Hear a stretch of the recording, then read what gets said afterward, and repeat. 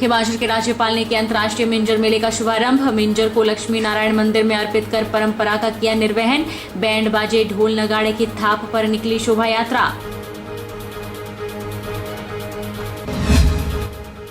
शिमला के सेब बहुल क्षेत्र में बरसात ने बागवानों को कर दिया कंगाल। सेब की तैयार फसल के साथ उजड़ गए बाग बगीचे। रिहायशी मकान भी ढहे। कई मकानों में आई दरारें। लोगों को राहत की दरकार। जिला सोलन में बरसात से 404 करोड़ का हुआ नुकसान। अधिकतर सड़कें बहाल। बिजली पानी की योजनाएं भी सुचारू। प्रशासन प्रभावितों को राहत देने का कर रहा है कार्य। और पुलिस ने 72 घंटे में सुलझा लिया रिटायर्ड पुलिसकर्मी की हत्या का मामला। नशे में धुत आरोपित ने ले ली रिटायर्ड पुलिसकर्मी की जान। पुलिस से बचने के लिए जंगलों में छिपा था आरोपित। नमस्कार, आप देख रहे हैं HP 24x7। मैं हूं जनीशा। सांप्रदायिक सद्भाव का प्रतीक चंबा का अंतर्राष्ट्रीय मिंजर मेला रविवार को विधिवत रूप से शुरू हुआ। प्रदेश के राज्यपाल श्री प्रताप शुक्ल ने पारंपरिक कुंजड़ी मल्हार गायन के बीच ऐतिहासिक चौगान में ध्वजारोहण कर मिंजर मेले का शुभारंभ किया। मिर्जा परिवार के मुखिया एजाज मिर्जा ने अपने हाथों से बनाई मिंजर को लक्ष्मी नारायण मंदिर में अर्पित कर परंपरा का निर्वहन किया। चंबा का ऐतिहासिक मिंजर मेला शुरू हो चुका है। एक सप्ताह तक चलने वाले इस मिंजर मेले की शोभा बढ़ाने और मुख्य अतिथि के तौर पर हिमाचल प्रदेश के राज्यपाल श्री प्रताप शुक्ल ने शिरकत की। हर वर्ष की भांति इस वर्ष भी ऐतिहासिक मिंजर मेले का जुलूस नगरपालिका से होता हुआ सबसे पहले प्राचीन लक्ष्मी नारायण मंदिर से होता हुआ रघुबीर मंदिर और उसके बाद हरिराय मंदिर में पहुंचा, जहां पर राज्यपाल और उनके साथ आए लोगों ने मिंजर को भगवान के चरणों में चढ़ाकर मिंजर की रस्म को अदा किया। इसी के साथ राज्यपाल द्वारा मिंजर के ऐतिहासिक चिन्ह मिंजर ध्वज को फहराकर इसका शुभारंभ किया। इस अवसर पर हिमाचल प्रदेश के राज्यपाल ने क्या कहा, आइए सुनते हैं। हिमाचल की पूरी स्थितियों को बताया भी है। गृह मंत्री जी से भी मिला हूँ। प्रधान गृह मंत्री जी इसके पहले हिमाचल प्रदेश को फौरी तौर पर 2 बार 180 करोड़ रुपए दे चुके हैं, लेकिन उन्होंने सेंट्रल टीम भेजी है। सेंट्रल टीम जो आकलन करके के जाएगी, फिर निश्चित मेरा यह मानना है कि उस आधार पर भी भारत सरकार, और जब अब तो प्रधानमंत्री से भी मैंने कहा है, तो हिमाचल की जो मदद होगी तो वह करने का काम करेंगे। अब सेंट्रल टीम के रिपोर्ट के उपरांत जो भी होगा वो बात पूरी होगी। पठानिया साहब भी जाने वाले हैं, ये भी हिमाचल के विषय में बात करेंगे। बिलासपुर में भारी बारिश के कारण प्रभावित परिवारों को राहत और पुनर्वास के लिए 18 करोड़ 86 लाख रुपए की राशि प्रदान की जा रही है। यह जानकारी घुमारवीं विधायक राजेश धर्माणी ने आज घुमारवीं के बम क्षेत्र में आपदा से हुए नुकसान का जायजा लेते हुए अपने प्रवास के दौरान कही। घुमारवीं क्षेत्र के विधायक राजेश धर्माणी ने कहा कि जिला में भारी बरसात से सार्वजनिक संपत्ति, सड़कों, घरों और डंगों को भारी नुकसान हुआ है। इसके अतिरिक्त खेतों का सरकारी संपत्ति का भी नुकसान हुआ है। उन्होंने बताया कि प्रदेश सरकार प्रभावित परिवारों के पुनर्वास, मरम्मत और राहत के लिए सक्रियता से गंभीर प्रयास कर रही है। साथ ही उन्होंने अधिकारियों और कर्मचारियों की तारीफ करते हुए बताया कि बिलासपुर ऐसा पहला जिला है जहां इतने कम समय में लोगों के नुकसान की रिपोर्ट तैयार कर लोगों को मुआवजा दिया जा रहा है।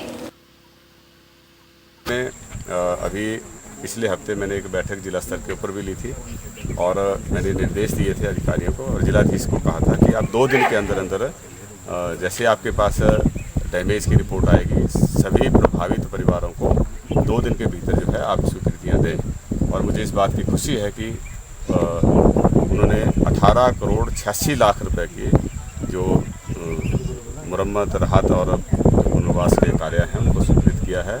और पैसे स्वीकृत होने के बाद जो संबंधित परिवार हैं उनको राहत राशि जो है उसका बंटवारा करना शुरू कर दिया है। उनके खाते में वो पैसा डाल दिया है और उसके ऊपर वो अपने अपने स्तर पे काम करेंगे। और जो विभागीय स्तर पे की बात है, वो अलग अलग विभाग जो है वो जहाँ भी नुकसान हुआ है उसको युद्ध स्तर के ऊपर काम करके उसको रिस्टोर कर रहे हैं। शिमला के माल रोड के साथ मिडल बाजार में हुए धमाके के बाद अब इसकी जांच के लिए NSG पहुंच चुकी है। आज सुबह ही NSG डॉग स्क्वाड के साथ माल रोड पहुंचे और माल रोड को सील कर दिया और जांच की गई।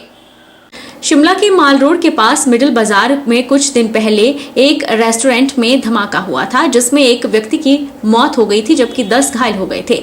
वहीं धमाके को लेकर सवाल उठ रहे थे और इसके जांच की मांग भी की जा रही थी। गैस सिलेंडर और एसी कंप्रेसर के फटने से धमाका बताया जा रहा था, लेकिन इसके अवशेष नहीं मिले थे, जिसके बाद इसकी जांच की मांग लगातार उठ रही थी। धमाके से माल रोड की दुकानों को काफी नुकसान पहुंचा है। यहां पर विस्फोटक सामग्री होने की आशंका जताई जा रही थी, जिसके चलते आज एनएसजी टीम डॉग स्क्वाड के साथ माल रोड पहुंची और माल रोड को सील कर दिया गया है। जांच की जा रही है। हिमाचल प्रदेश के ऊपरी शिमला के सेब बहुल क्षेत्र में बरसात ने बागबानों को कंगाल कर दिया है।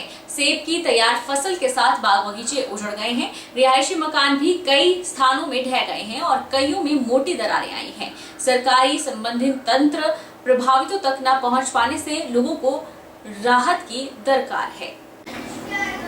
शिमला के तहत प्रसिद्ध धार्मिक पर्यटन स्थल सराहन के आसपास इलाकों में भारी बरसात ने तबाही मचाई है। बागबानों की सेब की तैयार फसल के साथ सैकड़ों बीघा बगीचे बह गए हैं। नुकसान का क्रम अब भी लगातार जारी है। दर्जनों लोगों के घरों में भी मोटी मोटी दरारें आई हैं। कई घर ढह गए हैं। प्रभावित क्षेत्रों के लोगों का आरोप है कि नुकसान के आंकलन और फौरी राहत आवंटन के लिए संबंधित सरकारी तंत्र की ओर से कोई प्रयास नहीं हुए। ऐसे में लोग हताश और निराश हैं। लोगों का कहना है कि प्रशासन को प्रभावितों के दुख दर्द को समझते हुए उन्हें फौरी राहत और बचाव संबंधी उपाय में मदद करनी चाहिए थी, लेकिन ऐसा नहीं हुआ। जबकि सरकार ने अतिरिक्त राहत पैकेज की घोषणा कर लोगों के जख्मों को भरने का प्रयास किया है। हमारे एरिया में इतना नुकसान हुआ कि बहुत ज़्यादा, जो हमारे पास इतनी ज़मीन थी 3 बीघा सारी चला गई।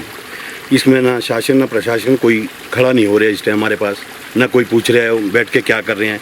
जबकि तहसीलदार, एसडीएम, कानगो, कोई पंचायत प्रतिनिधि, कोई पटवारी, सबको आना चाहिए था मौके पर। आज हमारे को कोई नहीं पूछ रहा, क्योंकि ये एक ऐसी का गाँव है, इसलिए शायद दरकिनार कर रहे हैं।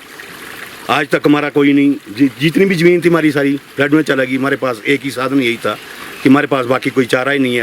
अगर हम आगे क्या खाएंगे, क्या करेंगे हम, हमारी तो स्थिति नाजुक हो गई। मकान ख़त्म हो गए, ज़मीनें ख़त्म हो गई, जितनी ज़मीन थी सारी बह गई। ठाकुर रामलाल जी जब चीफ मिनिस्टर थे तब दी गई, औरों को भी दी। उसके बाद आज तक ये 3 बार स्लाइड हो चुकी है और कभी भी कोई भी शासन प्रशासन यहाँ पे नहीं आया, कभी भी हमारे को कोई सहायता नहीं मिली। आज हमारे पास ये 250 पौधा बड़ी मेहनत करके मैंने लगाया था, सारी पूंजी मैंने अपनी इसमें लगाई थी, लेकिन ये अभी भी ख़त्म हो चुका है। यहाँ पर कोई नहीं आया, ना कोई पटवारी आए, ना कोई कानगो आए, कोई भी यहाँ पर नहीं आया। आप बताइए हम कहाँ जाएँ? मेरी डीसी शिमला से मांग रहेगी कि मुझे इसका तबादला दिया जाए सर। क्यों मेरे पास यहाँ कम से कम 250-300 पेटी थी और जो सारे फ्लड में चले गई। और यहाँ एक कौ शेड था, एक वाटर टैंक बनाया था जो सारे मलबे में दब गया। और हमारे पास अब कोई जीने का साधन नहीं है सर, और प्रशासन का कोई भी आदमी यहाँ तक नहीं पहुँच पाया। जबकि पटवार गनगो को मैंने बोला और यहाँ तक नहीं आए। उनको बोले तो मैंने वो बोल रहे कि हम देख के चले गए। तो कोई। वहीं पूर्व भारतीय प्रशासनिक सेवा अधिकारी प्रेम सिंह दरेक ने बताया कि प्रशासन की जिम्मेदारी होती है कि आपदा के समय 3 मुख्य बातों पर ध्यान दे। जो नुकसान हुआ है उसका आंकलन करना और फौरी राहत देना। दूसरा, आगे नुकसान ना हो इसकी रोकथाम की कोशिश करना। रुकेंगे छोटे से ब्रेक के लिए।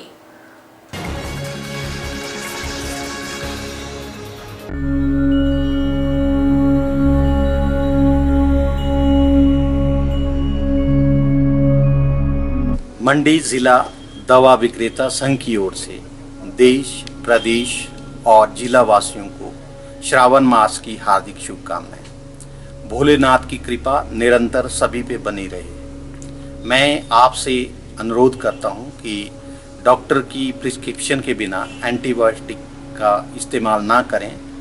एंटीबायोटिक लेने से पहले डॉक्टर का परामर्श जरूर लें।